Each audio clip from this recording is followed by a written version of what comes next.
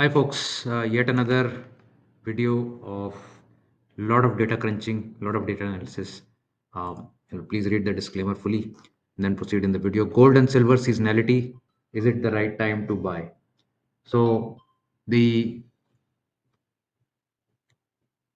fact is that a lot of people think that the festive season of September, October, November is the best time to get the rally in gold and silver, and we wanted to test that hypothesis. So people often say gold silver prices rise a lot during festive and wedding seasons because the demand is high and precious metals get expensive. So is the thesis that if you buy in April and sell later in the festive time, then on average we get great returns? Is that a sure shot trade?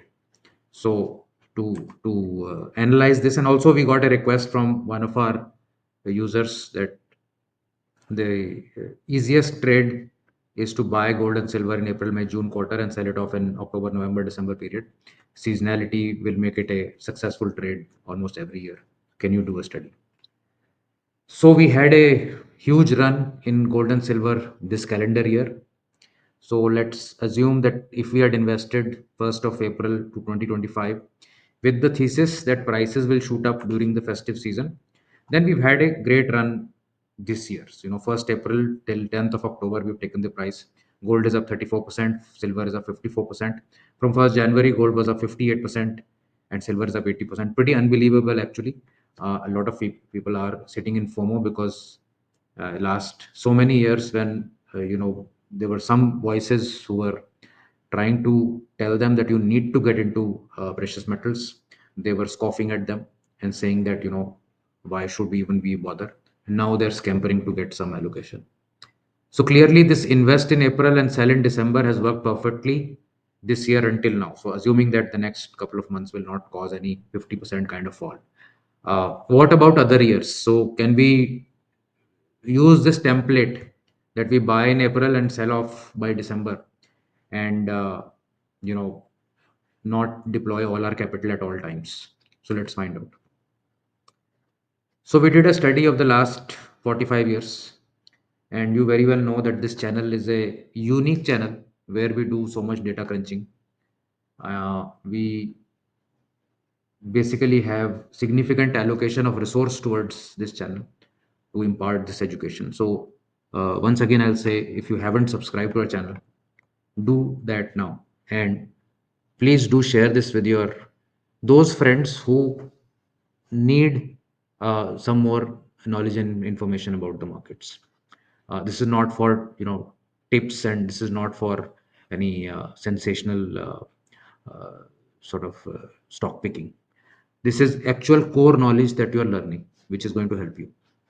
So buy April and sell December. If we did since 1981, every year, buy April, sell December, buy April, sell December. 100 rupees of capital becomes 3,500 in gold. In silver, it is only 615. Unbelievable, actually. That over 45 years, it's only 6x in silver and 35x in gold. And we'll deep dive into this. Now, let's also compare it with other 9-month holding periods to see if this has any edge or not. So the team has crunched more numbers. So by April, sell December is this yellow line. Then you have buy October and sell June, worst performing, 100 becomes 1000 only. Buy July and sell March, 3700. Buy January, sell September, best performing, 4110. So clearly, buying in October and selling in June has consistently led to very unfavorable outcomes. This last one here. And the other three are reasonably close by, but the best one still remains buy at the start of the year and sell in September. Now, let's also look at silver, which has really underperformed if we buy in April and sell in December. So when we look at silver 9-month investing, you find one period really stands out. Which one is that? You buy in July and sell in March. So it has a very different sort of a cycle than what we saw in gold. Buy July, sell March was not standing out in gold; it is standing out in silver. Whereas buying October and selling June, um, buying April and selling December, buy January and sell September. All three have not really done well. 100 becoming 600 to 1600 over 45 years, pathetically bad. So most of the gains in silver have come in this part of the year, which is buying in July and selling in March. And this is not even the real shocker.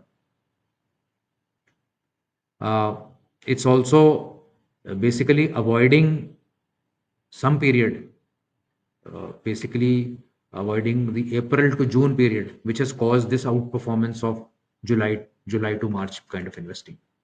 So this 9 month period of investing in silver from July to March has also outperformed gold across all other 9 month periods. So when we take all four gold, the same chart that we saw earlier, and superimpose it with silver from July to March, silver has outperformed like anything, like nobody's business, right?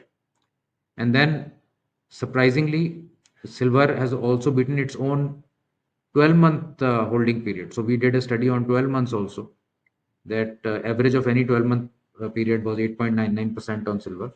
But July to March, July buying and selling of March yielded even better results in 9 months within that. So summary till now, what you've seen is that investing in April, selling in December strategy has not been successful for either gold and silver. But that is the popular myth that is out there, that wedding season will come in December, festivities will come in October, November. So you buy in April and sell in December.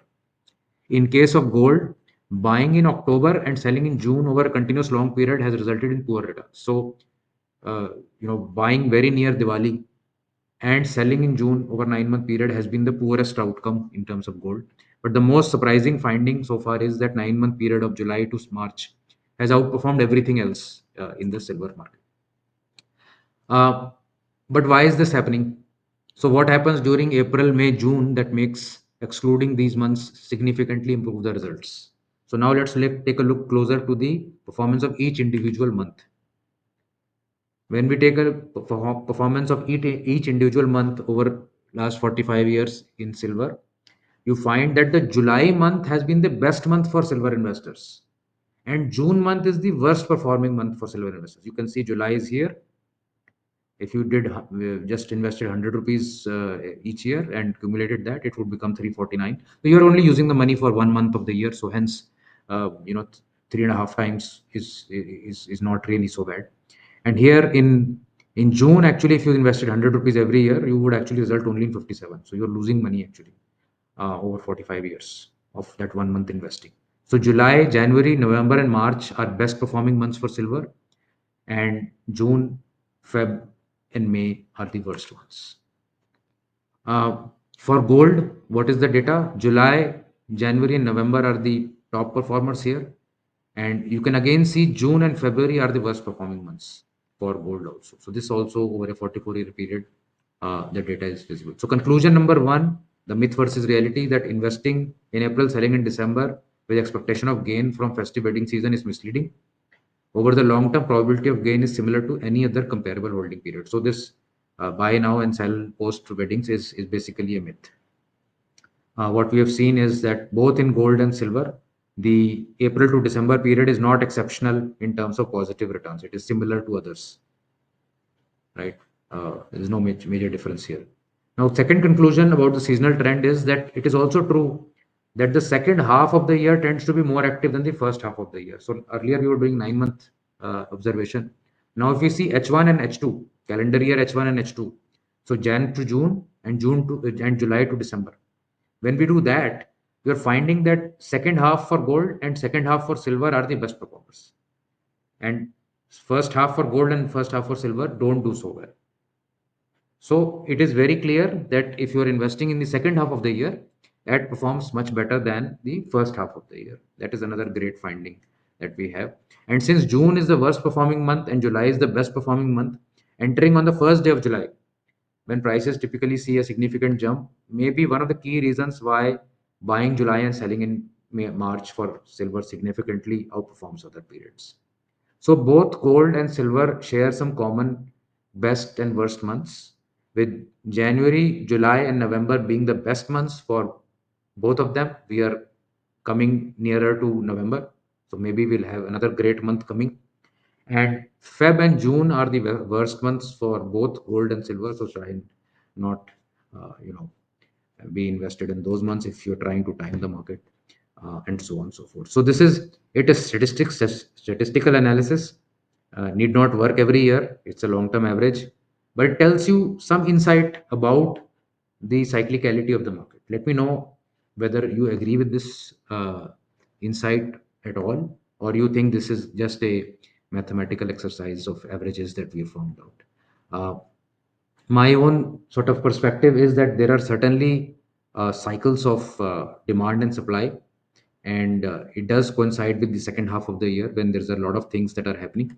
And perhaps buy on rumor, sell on news fits this very well, where the rumor is that there'll be a lot of weddings this year, and the news is that the weddings are happening, and you basically sell at that peak.